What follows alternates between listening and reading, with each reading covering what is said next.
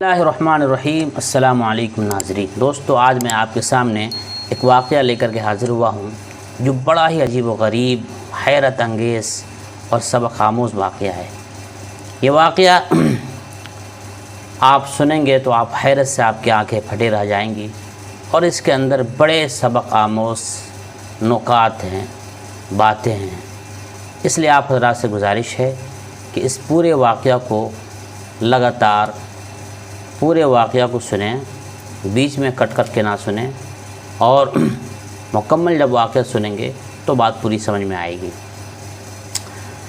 حضور اکرم صلی اللہ تعالیٰ علیہ وسلم فجر کی نماز کے بعد ہمیشہ ان کا معمول تھا کہ صحابہ کرام سے دریافت کرتے تھے، پوچھتے تھے کہ آج کسی نے کوئی خواب دیکھا ہے؟ اگر کسی نے دیکھا ہوتا تو آپ صلی اللہ علیہ وسلم اس کی تعبیر فرما دیا کرتے تھے۔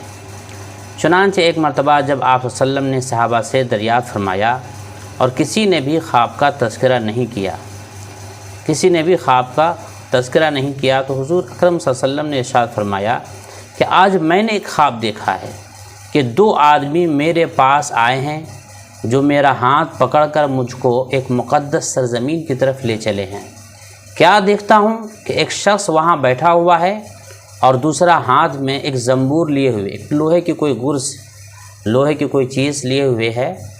کیا دیکھتا ہوں کہ ایک شخص وہاں بیٹھا ہوا ہے اور دوسرا لوہے کی زنبور، لوہے کی گرز لے کر کھڑا ہوا ہے، اور اس بیٹھے ہوئے شخص کے کلے یعنی کہ یہ گلپھڑے چیر رہا ہے، اور جب ایک کلہ گدی تک چیر دیتا ہے تو دوسرے کلے کے ساتھ بھی یہی معاملہ کرتا ہے، یعنی کہ ایک کلہ پہلے چیرتا ہے پھر دوسرا کلہ چیرتا ہے۔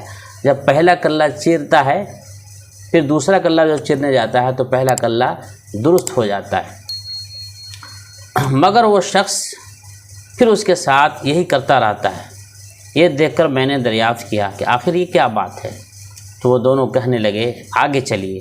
ہم آگے چلے تو ایک ایسے شخص پر سے گزر ہوا جو لیٹا ہوا ہے، اور دوسرا شخص اپنے ہاتھ میں ایک بھاری پتھر لیے اس لیٹے ہوئے کے سر کو نہایت بے دردی سے کچل رہا ہے۔ چنانچہ جب وہ شخص اس کے سر پر زور سے پتھر مارتا ہے تو پتھر لڑک کر دور جا پڑتا ہے، اور پھر وہ شخص ابھی اس پتھر کو لانے بھی نہیں پاتا کہ اس کا سر پھر درست ہو جاتا ہے، ٹھیک ہو جاتا ہے، اور پھر وہ اسی طرح سے اس کا سر پھوڑتا ہے۔ یہ ماجرا دیکھ کر میں نے دریافت کیا یہ کیا قصہ ہے؟ تو وہ دونوں آدمی کہنے لگے آگے چلیے۔ جب آگے چل کر ہم ایسے غار پر پہنچے جو تنور کی طرح اندر سے کشادہ پھیلا ہوا تھا اور اوپر سے تنگ، جس میں آگ دہک رہی تھی، اور بہت سے مرد و عورت اس میں پڑے تھے۔ جب آگ کے شعلے بلند ہوتے تھے تو وہ سب اوپر اٹھاتے اور نکلنے کی قریب ہو جاتے تھے، اور جب آگ نیچے بیٹھتی تو اس کے ساتھ نیچے چلے جاتے تھے۔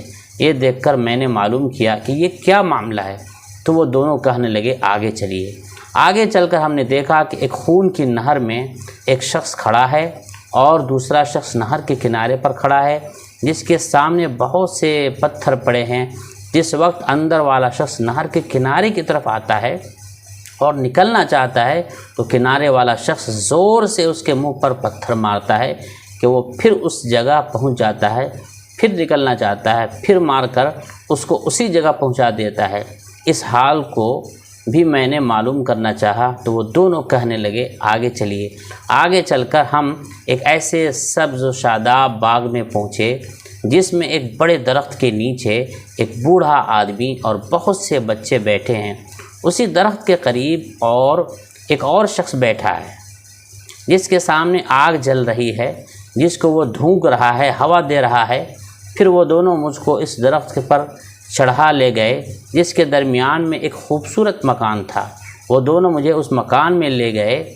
اتنا عمدہ مکان میں نے کبھی نہیں دیکھا تھا، جس میں بہت سے بوڑھے، جوان اور بچے موجود تھے۔ پھر باہر لا کر اس سے بھی اوپر لے گئے جہاں پہلے گھر سے بھی زیادہ عمدہ مکان تھا، جس میں سے بوڑھے اور جوان تھے۔ اب میں نے ان دونوں شخصوں سے کہا کہ تم مجھے لیے پھرے ہو، آخر ان اسرار کے ان رازوں کی حقیقت کیا ہے؟ حقیقت تو بھی بتاؤ، آگاہ کرو۔ جب انہوں نے بتایا کہ جس شخص کے کلے یہ گلپھڑے چیرے جا رہے تھے وہ جھوٹا شخص ہے، اس کی جھوٹی باتیں دنیا میں مشہور ہو جاتی تھی، قیامت تک وہ اسی سزا میں مبتلا رہے گا۔ اور جس کا سر پھوڑا جا رہا تھا وہ ایسا شخص ہے جس کو اللہ تعالیٰ نے علم قرآن عطا فرمایا مگر رات کو غافل ہو کر سوتا رہا اور دن کو اس پر عمل نہ کرتا تھا، قیامت تک وہ اس عذاب میں مبتلا رہے گا۔ اور آگ کے غار میں زناکار پڑے ہوئے تھے، مرد و عورت آگ کے جو تندور میں پڑے ہوئے تھے وہ زناکار تھے، زنا کرنے والے، اور خون کی نہر میں سود خور ہیں۔ ہاں وہ بڑے میاں جو سرسبز درخت کے نیچے بیٹھے تھے وہ حضرت ابراہیم علیہ السلام ہیں، اور ان کے گرد لوگوں کی نابالغ اولاد، اور اسی درخت کے قریب جو آگ دھونکنے والا شخص ہے آپ نے جو دیکھا وہ مالک داروغہ دوزخ ہے، اور درخت کے اوپر والا وہ پہلا گھر جس میں آپ داخل ہوئے تھے عام مسلمانوں کا گھر ہے، اور دوسرا شہیدوں کا ہے۔ ہم دونوں آدمیوں میں میں جبرائیل ہوں اور یہ میکائیل ہیں۔ اس کے بعد کہنے لگے ذرا سر اوپر اٹھائیے۔ میں نے سر اٹھا کر دیکھا تو میرے اوپر ایک سفید بادل مجھے نظر آیا۔ وہ کہنے لگے یہ آپ کا گھر ہے۔ اس پر میں نے کہا تو مجھے چھوڑو، میں اپنے گھر میں داخل ہو جاؤں؟ اس پر انہوں نے کہا نہیں، ابھی آپ کی عمر پوری نہیں ہوئی، اگر پوری ہو چکی ہوتی تو ابھی چلے جاتے۔ حاصل خلاصہ اس واقعہ کا کیا ہے؟ انبیاء کا خواب بھی وحی ہوتا ہے۔ دراصل انبیاء کو جو خواب دکھایا جاتا ہے وہ دراصل ایک وحی کے مانند ہوتا ہے، اللہ کی بات ان تک پہنچانے کی طرح اس کا مقام ہوتا ہے۔ تو خواب بھی اللہ کے نبیوں کا سچا ہوتا ہے۔ اس سچی حکایت سے جھوٹ بے عملی یعنی قرآن پاک کا علم ہونے کے باوجود اس پر عمل نہ کرنا، نیز زناکار سود خور کی سزاؤں کا حال، نابالغوں، عام مسلمانوں اور شہداء کے درجات کا حال معلوم ہوا۔ اللہ تعالیٰ سب مسلمانوں کو ہر قسم کی برائیوں سے، ہر قسم کے گناہوں سے محفوظ رکھے اور نیک عمل کی توفیق عطا فرمائے۔ آمین۔ والسلام علیکم ورحمۃ اللہ وبرکاتہ۔